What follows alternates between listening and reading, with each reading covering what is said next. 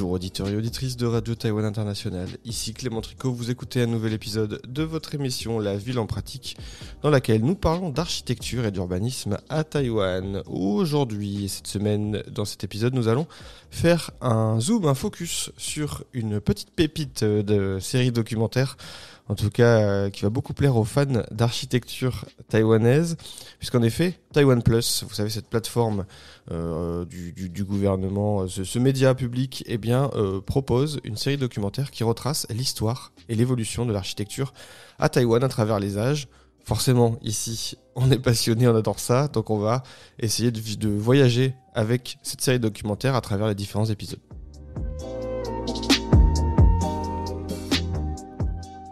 La série, comme je l'ai dit, est diffusée sur Taiwan Plus. Elle s'appelle Deep Current, l'architecture de Taïwan. Et il y a 8 épisodes qui sont disponibles en ligne, que ce soit sur YouTube ou sur la plateforme de Taiwan Plus. En tout cas, si vous habitez en dehors de Taïwan, vous pouvez les visionner gratuitement en ligne. C'est accessible depuis quelques semaines, quelques mois déjà maintenant. Alors, je vous propose que dans cette série, cet petit épisode, on essaye de suivre un petit peu justement ce qui se passe dans l'architecture taïwanaise dans cette série.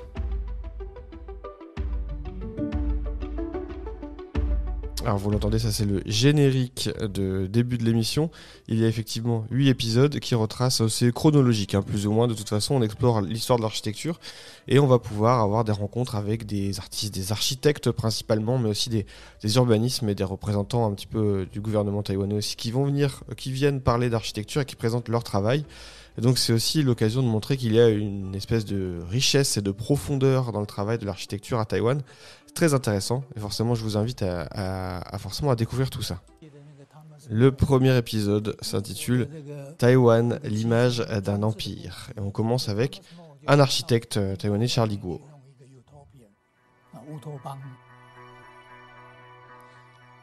C'est assez intéressant de voir que la série documentaire a pris le parti de commencer dès le XVIe siècle. On revient vraiment aux fondamentaux, à la base de ce que Taïwan considère peut-être comme le début de son architecture. Et effectivement, dans la présentation de l'épisode, ça met largement en avant justement cette histoire. Effectivement, c'était présenté comme Taïwan est un véritable trésor d'architecture, avec des architectures uniques qu'on trouve sur cette île.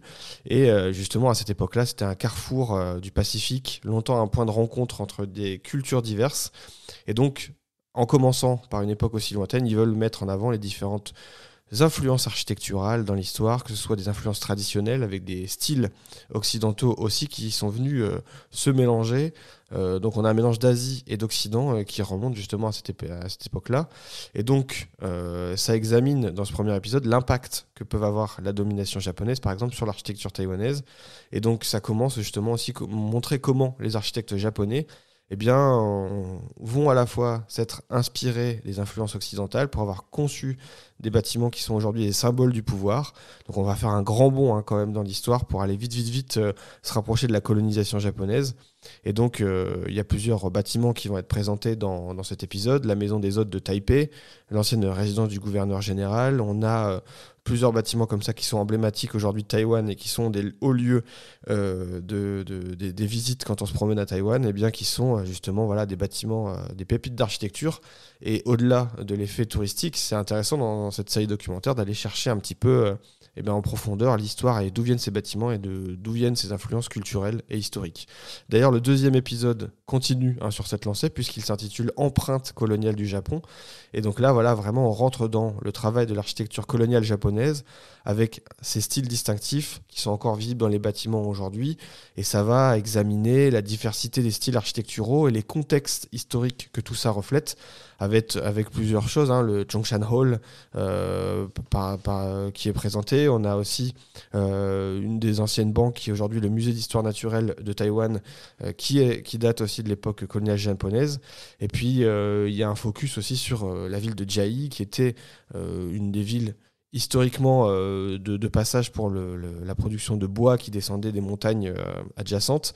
Et donc on explore un petit peu toute cette histoire du développement du chemin de fer, de l'architecture et des liens avec la colonisation japonaise qui vient mettre en avant aujourd'hui toutes les influences qui composent l'architecture taïwanaise. 状态，我们其实整个华裔的人口，在整个韩国啦、越南啊、柬埔寨啊。après la période de colonisation japonaise, vu qu'on retrace un peu l'histoire de Taïwan, il y a une autre période de l'histoire qui est importante à Taïwan, et bien c'est forcément la période d'après la Seconde Guerre mondiale, où effectivement, eh bien, il va y avoir peut-être une complexité identitaire à Taïwan qui va s'installer avec l'arrivée de Chiang Kai-shek et un renouvellement de la gouvernance à Taïwan. Et donc l'après-guerre est étudié aussi dans sa notion architecturale.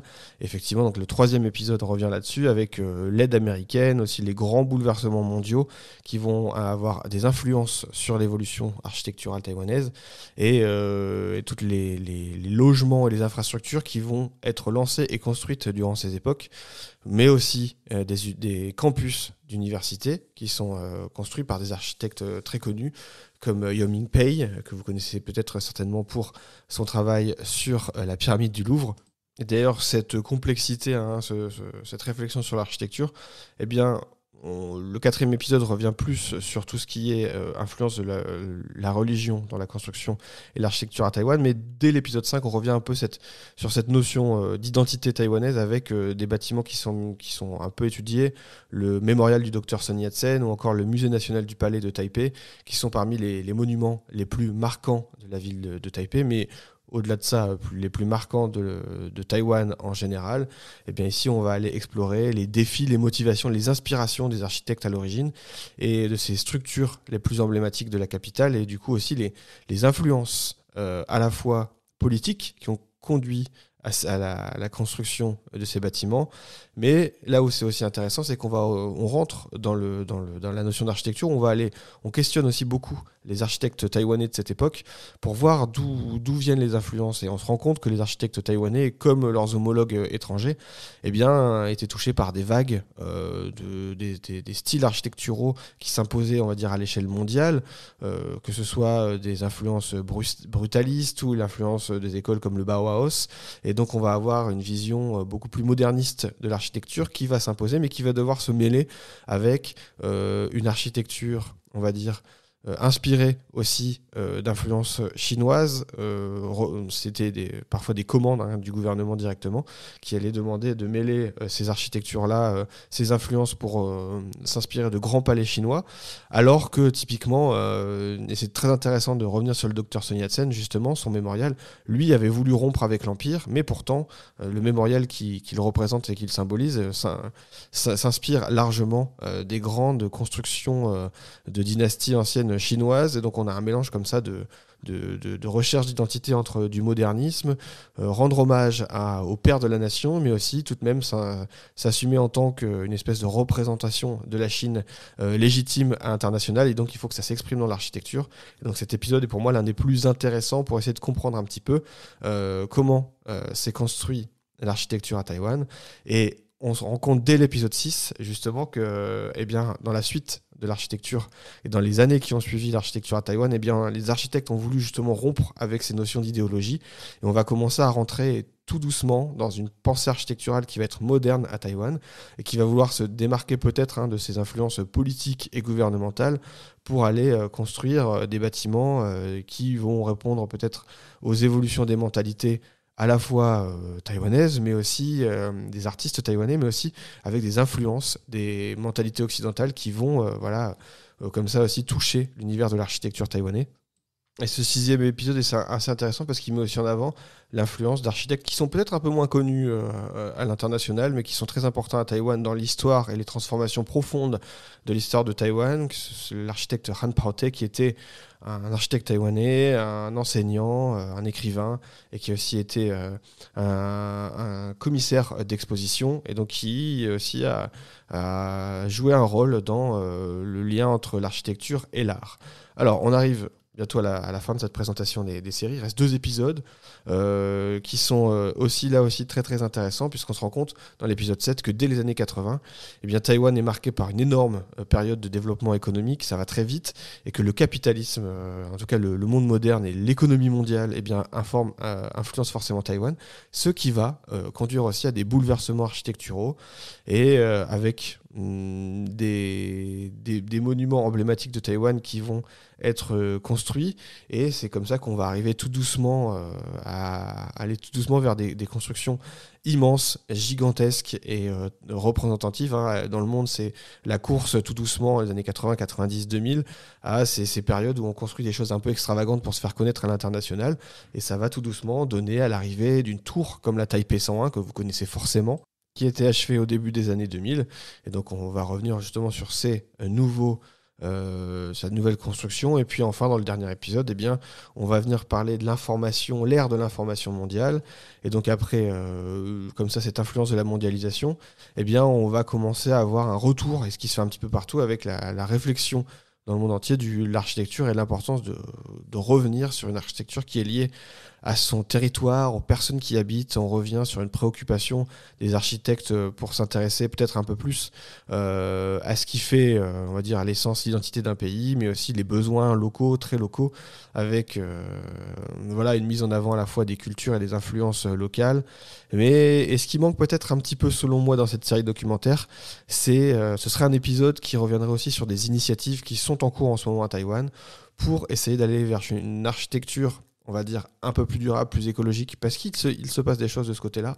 Et donc, pour moi, c'est un petit peu le manque. Il manque un 9e épisode sur ça, sur qu'est-ce que pourrait être l'architecture demain, pourquoi l'architecture pourrait être durable, pourquoi ce serait important que Taïwan, dans l'architecture, soit capable de relever les défis du développement durable, des crises écologiques auxquelles nos sociétés font face aujourd'hui. Je pense qu'il n'y a plus besoin de le prouver. Et ça aurait été intéressant on ait un épisode qui soit une espèce de réflexion d'ouverture et pas forcément un regard sur le passé. Ça aurait donné à la série documentaire une dimension supplémentaire. Mais en tout cas, vous l'avez compris, c'est une série qui vaut largement le coup d'œil. Et donc moi, je vous invite largement à vous intéresser et à aller visionner les épisodes en ligne. Ils sont sous-titrés en anglais, donc c'est largement accessible. Merci auditeurs et auditrices d'avoir suivi cette émission La Ville en Pratique, présentée par moi-même Clément Tricot. Je vous donne rendez-vous bientôt pour d'autres émissions. D'ici là, forcément, vous le savez, portez-vous bien. À très bientôt, et n'hésitez pas à vous abonner au podcast ou à me suivre sur les réseaux sociaux.